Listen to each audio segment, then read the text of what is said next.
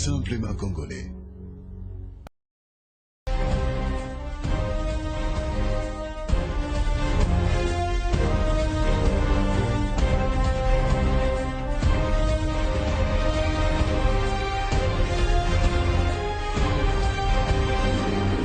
Rwanda a 10 jours pour mettre fin à toute manigance dans l'est de la RDC. C'est un ultimatum de la population congolaise qui projette une marche de protestation si le M23 ne se replie pas.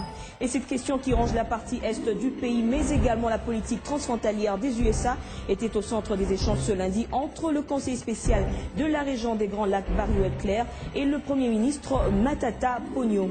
Et puis ouverture à Kinshasa de la réunion du comité exécutif du Forum des commissions électorales des pays membres de la SADC. Du 9 au 10 juillet, ces différentes délégations auront à faire un partage d'expérience sur l'organisation des élections combinées de 2011. Voilà tout pour les titres. Madame, Monsieur, bienvenue à tous. On commence avec cette rencontre du conseiller spécial de la région des Grands Lacs, Barry Weltler, avec le Premier ministre Matata Ponyo ce lundi. Eh bien, ensemble, ils se sont entretenus sur cette question de sécurité qui range la partie est de la RDC, mais également sur la politique transfrontalière des USA. Je peux vous assurer que le gouvernement des États-Unis est préoccupé par les récents événements dans les Kivu. Vous savez bien que dès que le rapport des experts de l'ONU a été publié, nous a fait une déclaration et appelé le Rwanda de cesser la fourniture d'un tel soutien de leur territoire. Ces propos démontrent combien la communauté internationale suit de près toutes les dénonciations de la République démocratique du Congo contre le Rwanda. Barry Weltler en sait quelque chose et a partagé les préoccupations du gouvernement américain avec Kigali sur la situation qui prévaut actuellement dans l'est de la République démocratique du Congo. J'ai passé plusieurs jours au Rwanda pour des discussions avec le gouvernement rwandais. C'était avant l'attaque du Bunagana. J'ai expliqué la position américaine et appelé au Rwanda de cesser tout soutien à la M23.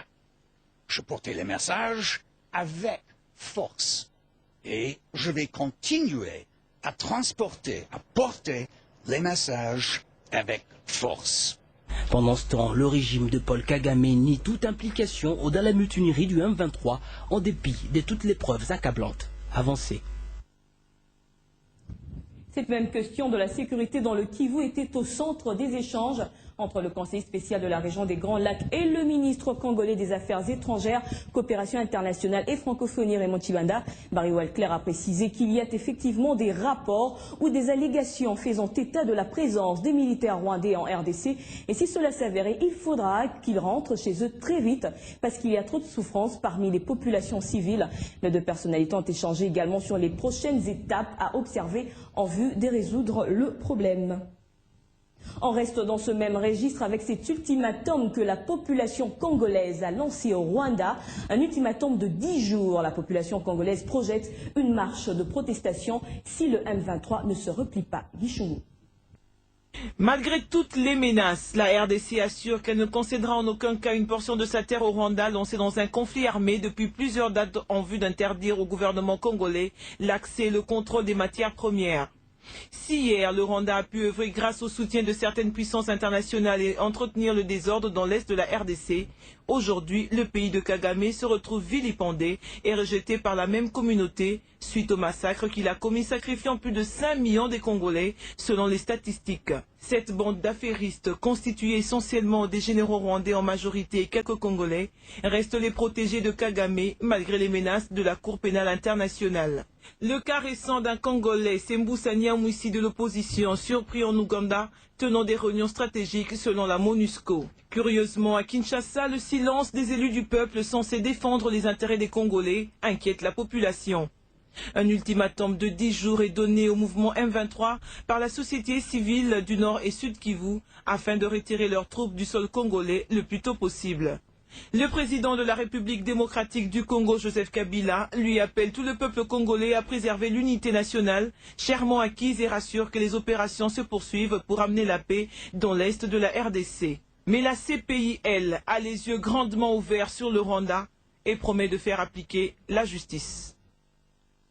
Et la société civile de son côté a lancé un appel à toute la population ainsi qu'aux autorités nationales et provinciales à manifester sur l'ensemble du pays pour dénoncer l'agression rwandaise et le plan de balkanisation.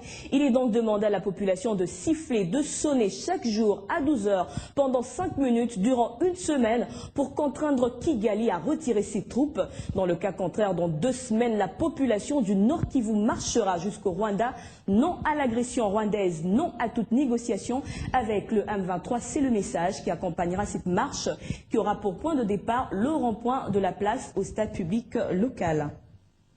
Parlons d'autre chose à présent. Ouverture à Kinshasa de la réunion du comité exécutif du Forum des commissions électorales des pays membres de la SADC. Du 9 au 10 juillet, ces différentes délégations auront à faire un partage d'expérience sur l'organisation des élections combinées de 2011. Les échanges tourneront autour des finances des élections, le rôle des missions d'observation, la migration vers le vote électronique et la crédibilisation des élections sur le plan national et international. Cette réunion du comité exécutif intervient à une période particulièrement significative pour la RDC qui vient d'organiser dans la paix, malgré les difficultés de plusieurs ordres, les scrutins combinés présidentiels et législatifs nationales du 28 novembre 2011. Ces scrutins a conduit à l'élection du président de la République, des députés nationaux et à la formation d'un gouvernement. Il s'agit d'un partage d'expérience entre les différents membres du comité exécutif du Forum des commissions électorales des pays de la SADC. Parmi les questions qui méritent notre attention, premièrement, le financement des élections. Deuxièmement, le rôle des missions d'observation. La migration vers le vote électronique. Quatrièmement, l'indépendance vis-à-vis des forces en présence. Cinquièmement, le dialogue avec les acteurs politiques et la société civile. Sixièmement, la crédibilisation des élections sur le plan national et international. C'est le gain que tirent les femmes suite à leur participation massive dans les élections. La SADC a participé activement sur le plan logistique à l'organisation du scrutin du 28 novembre dernier en RDC. Nous tenons à remercier la communauté de la SADC pour son implication effective à l'organisation des scrutins du 28 novembre en République démocratique du Congo. Ce geste ne peut passer inaperçu, car sans votre appui logistique et technique, la tenue de ces élections allait en souffrir. La RDC assume la vice-présidence de ce comité qui se réunit pour la première fois à Kinshasa depuis l'installation du bureau de la Commission électorale nationale indépendante. Sachez également que l'humanité célèbre ce lundi la journée internationale contre la circulation des armes légères et de petit calibre. Pour le directeur de la Commission nationale de contrôle des armes légères et de petit calibre en RDC, José Ikongo du ministère de l'Intérieur, cette journée sera mise à profit pour procéder à l'exécution du plan national d'action de contrôle et de gestion des dites armes.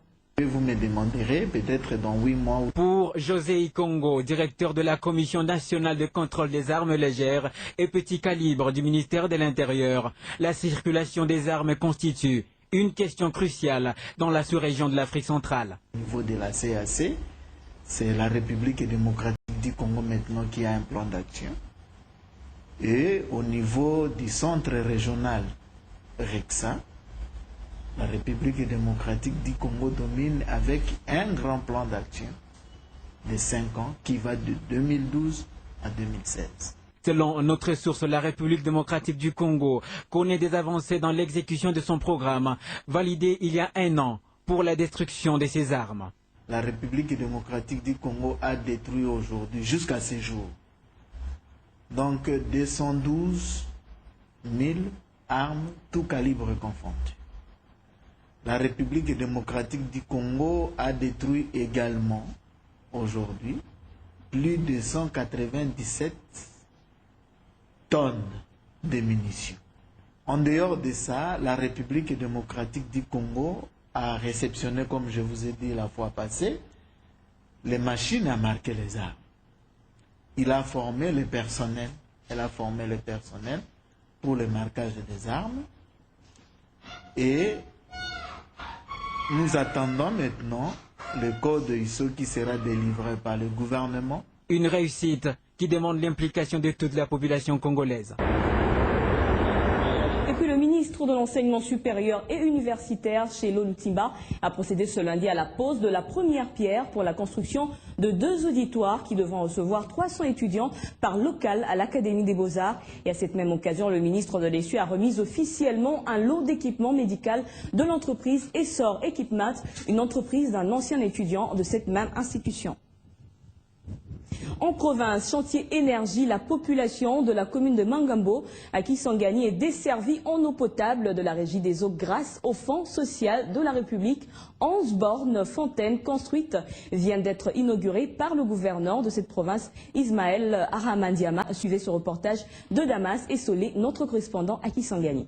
Le gouverneur intérimaire de la province orientale a inauguré dernièrement au quartier Minzoto de la commune Mangobo les bornes fontaines. C'est sous des applaudissements et cris de joie que la population a accueilli cette action du Fonds social de la République.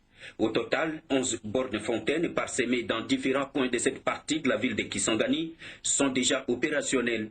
Elles ont coûté 56 240 $ américains avec une participation de la communauté locale estimée à 4 757 $, a révélé le chef d'antenne. Les chefs de quartier Mizoto et les bourgmestres des communes de Mangobo n'ont pas tari d'éloges au chef de l'État pour sa vision de la révolution de la modernité. Même son des cloches pour le coordonnateur général du Fonds social, il a exhorté la population bénéficiaire à payer régulièrement les factures de consommation à la Régie des eaux pour une desserte continue. Pour le gouverneur intérimaire Ismaël Aramandiama, l'eau c'est la vie. Et cette population doit compter avec le chef de l'État, Joseph Kabila Kabange, pour des solutions durables à ces problèmes d'ordre social. Fini la consommation des eaux de pluie et leur cortège de maladies hydriques. Prochainement, ce sera le raccordement du quartier en courant électrique.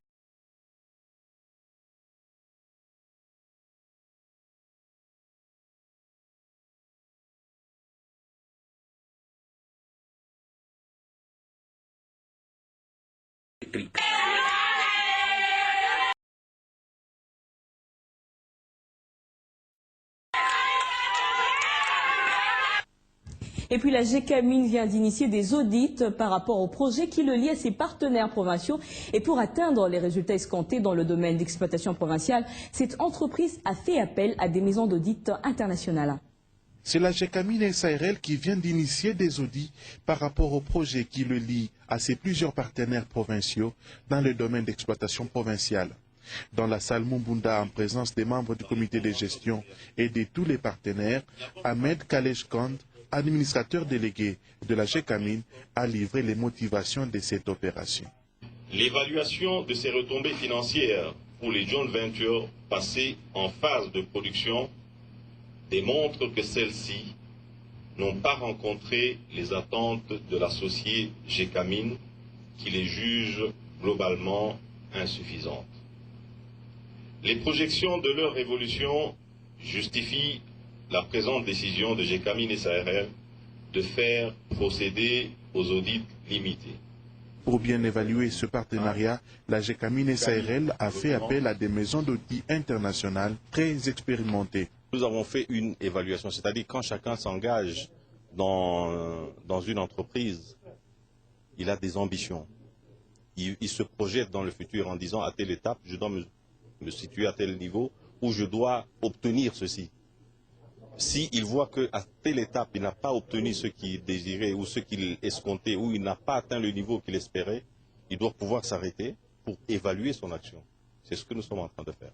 En lançant ces audits des joint ventures, la GECAMIN veut voir clair sur le respect des clauses qui le lient à ses partenaires. Il ne s'agit donc pas d'une révisitation des contrats, a précisé l'administrateur délégué de la GECAMIN.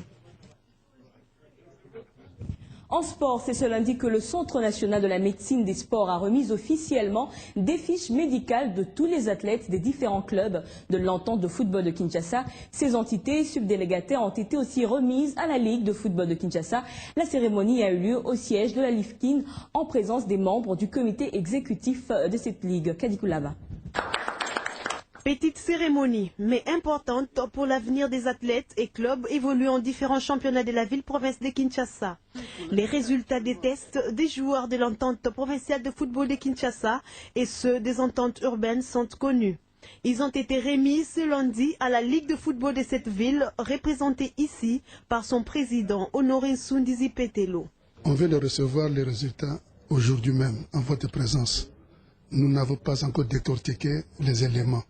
Donc il appartient au docteur, lorsque un joueur ne répond pas aux critères, de le déclasser.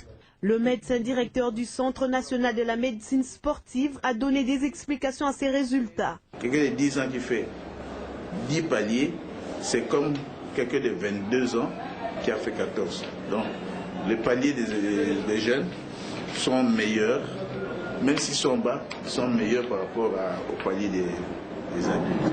Par rapport à la taille et le poids, l'entraîneur peut dire, bon, j'aligne maintenant une défense avec des gens de telle taille, parce qu'il a déjà cette taille. Mais quelle est l'importance du test recommandé aux athlètes? C'est le football, la FECOFA, les ligues, les ententes de football qui sont à l'avant-plan de ce contrôle médical dans l'intérêt des enfants. Protéger la santé des enfants que les parents nous confient. Ce partenariat entre la Ligue de football de Kinshasa et les Centres nationaux de la médecine sportive permettra aux clubs de la capitale congolaise de connaître l'état de santé de leurs joueurs avant les débuts de chaque championnat. Voilà, merci à tous nos téléspectateurs qui nous suivent à travers le monde, notamment au Canada. On se retrouve dans un instant pour la revue de presse.